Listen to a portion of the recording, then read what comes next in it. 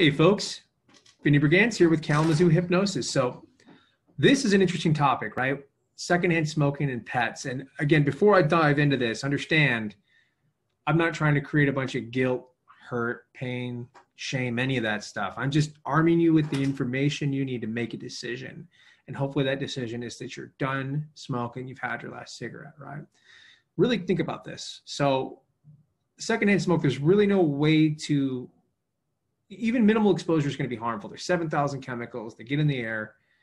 You breathe them in, there's respiratory issues, but even more than that, right? Like we don't always consider about, well, what's it going to do to our pets? And we know dogs, there's a 250% increase in nasal tumor activity, okay? And cats, you know, that those chemicals are going to get on their fur, they're going to lick that fur, and they're going to start to ingest those. They're going to get all kinds of oral cancer issues and tumors.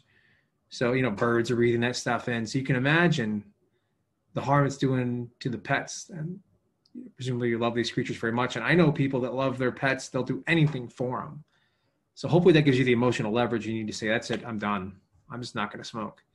I've had enough. I'm going to deal with it. I'm going to use that willpower and I'm going to drive through. Now, of course, I'm a hypnotist. I help people stop smoking.